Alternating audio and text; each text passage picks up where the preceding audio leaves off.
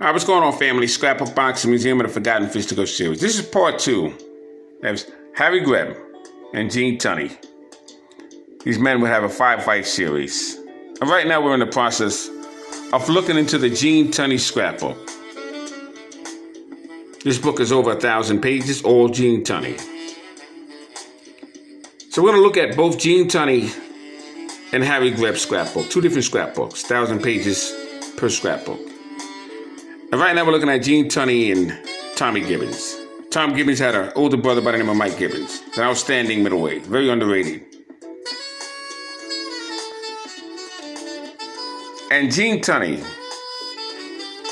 had defeated Tommy Gibbons. As you can see here, Tom Gibbons takes the count for the first time in his career when Gene Tunney stops him.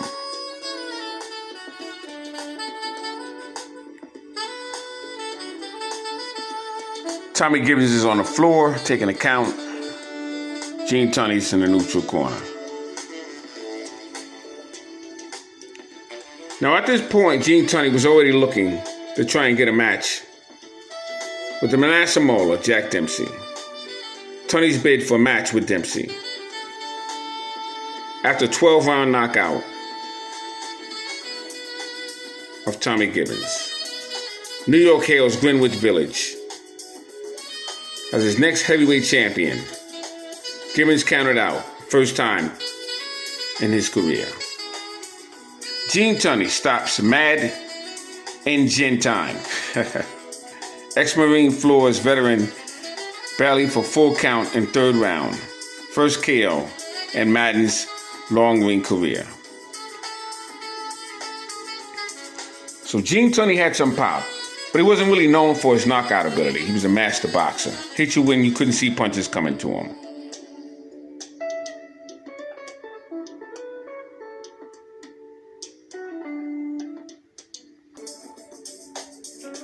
Tunney in fine form knocks out winner.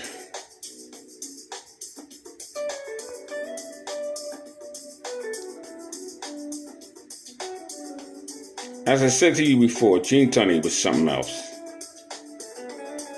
And like I said, he wasn't known to be a knockout artist. But he was just fast with his hands.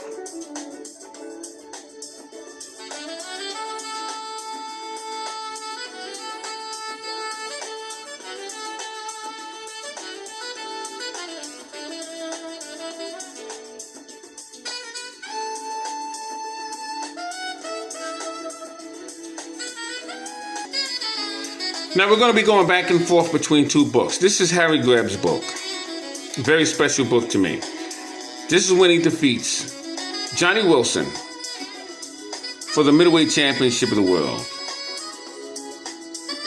This Harry Greb book is 1,000 pages as well. New middleweight champion crowned as Greb defeats Johnny Wilson.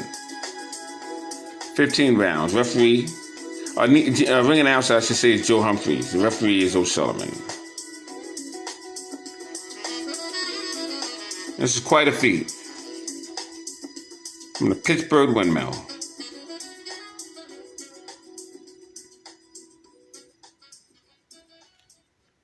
Greb wins middleweight crown. Johnny Wilson decisions him in 15 rounds. Pittsburgh boxer, too speedy for Johnny and New York's title.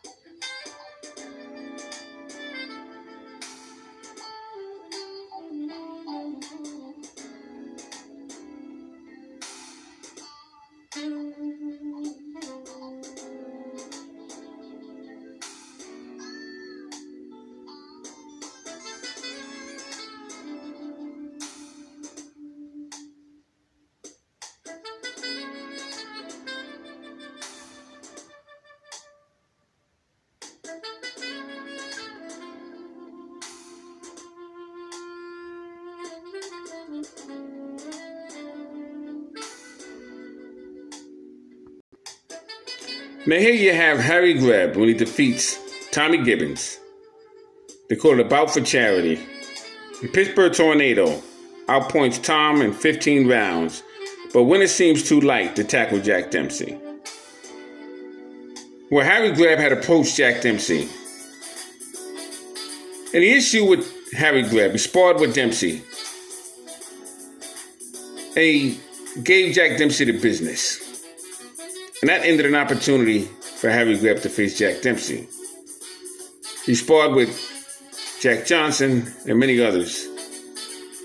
They all had problems with Harry Greb. Like I said, he was a windmill. I have him ranked number 2 as my greatest fighter of all times. Well over 300 fights. He was in there with the who's who of boxing. Very underrated. My number 2 greatest fighter in the history of boxing was Harry Greb.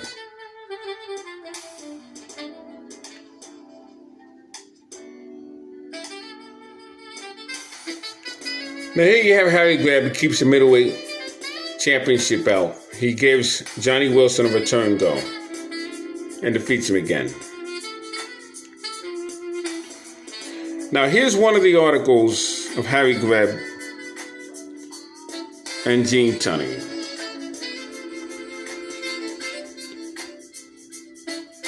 This one, Gene Tunney, the America's light heavyweight champion, took 6 of the 10 rounds of a no-decision bout from Harry Greb. So that's why I told you, some articles, well, I should say some records say no decision, some say losses. But Harry Greb, I believe, defeated Gene Tunney 3 out of the 5 times. Here you have Harry Greb with Johnny Wilson. And Harry Greb was just an outstanding fighter. Very underrated. Those who don't follow boxing or do the proper research wouldn't tell you that. They would tell you there were some other fighters that were better, but Harry Greb was some fighter. Like I said, I have him number 2 as the greatest fighter in boxing history.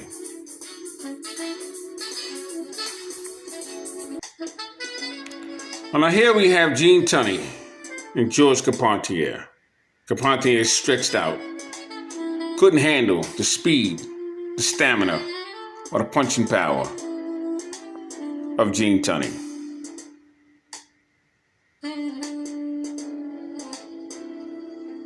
Tunney's victory over Carpentier. And this was very important because Gene Tunney had to solidify his light heavyweight status. Because like I said to you before, George Carpentier was the world light heavyweight champion when he defeated Battling Levinsky. Levinsky was the light heavyweight champion for 6 years. And he once had 3 fights in 3 different cities at the same day. And Gene Tunney was known as the America's light heavyweight champion when he defeated the same fighter, Battling Levinsky. So it was destined that George Carpentier and Gene Tunney would meet. And they did. George Carpentier couldn't handle speed or punching power of the great Gene Tunney. Now here you have Harry Greb to your right, Billy Papke to your left, and all the way to their left is Charles Bud Taylor. Charles Taylor was another outstanding fighter. He's in my top 50 for sure.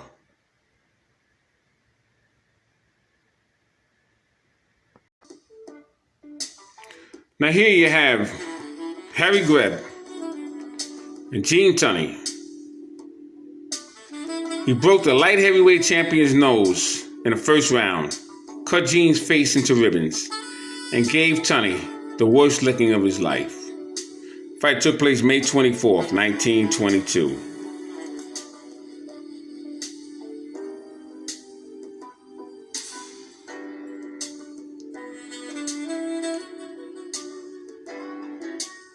The only fight Tunney ever lost was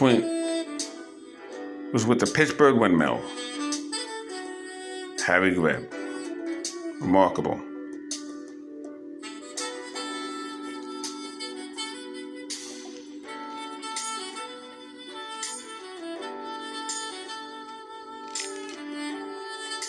Tony Greb, Lachlan Todd at the Garden. That's Tommy Lachlan and Roland Todd. These were great fighters back then. Harry Greb out points Gene Tunney for the light heavyweight championship. It was the America's light heavyweight championship, just to make it clear.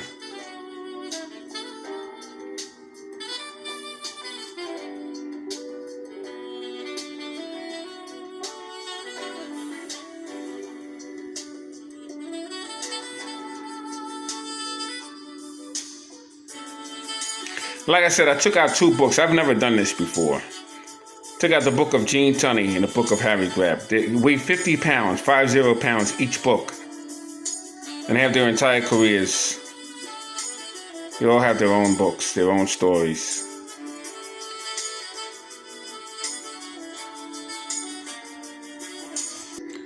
I decided at the last minute, let me show you one more page. This is Tunney recovers light heavyweight championship crown from Harry Greb. 15-round battle. Gene rallies in 14 turns close bout into his favor. Harry loses points on rough tactics. Experts disagree on verdict. And this is one of the controversies. Because Harry Greb was winning the fight. And he had points deducted from him. Now, when they deducted points, they didn't really deduct points. They deducted rounds during those days. And that really hurt Harry Greb. So Harry Greb, in my estimation, really defeated Gene Tunney 3 out of 5 fights. But you can't change the history books. Harry Greb uses his head. And this way he got points deducted.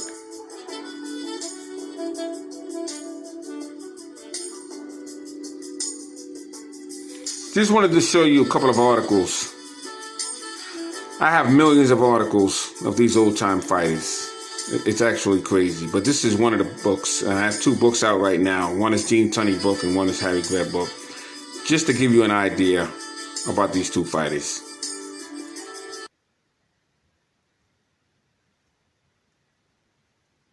Harry Greb and Johnny Wilson,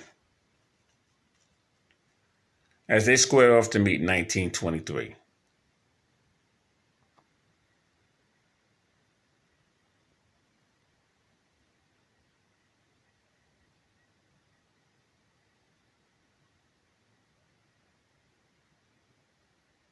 Harry Greb. Here you have George Carpentier, the fighting Frenchman, who became light heavyweight champion when he defeated Battling Levinsky. And he would lose his crown to Battling Siki.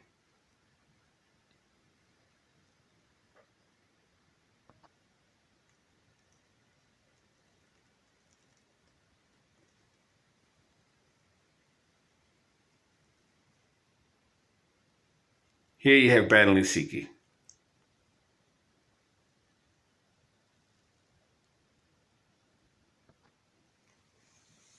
Unfortunately, I got to end this video. I have an emergency that I got to take care of. So I just wanted to give you a perspective of the fight between Harry Greb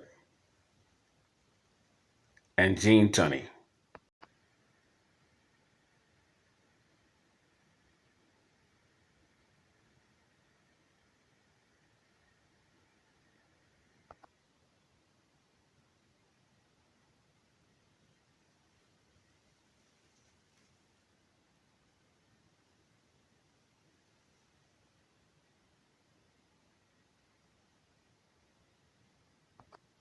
Thanks for hanging in there with me. This is Scrapbook Boxing, Museum of the Forgotten Fisticuffs series. All great fights and all great fighters will never be forgotten on my channel. Salute to Harry Greb. And salute to Gene Tunney. 2 amazing fighters.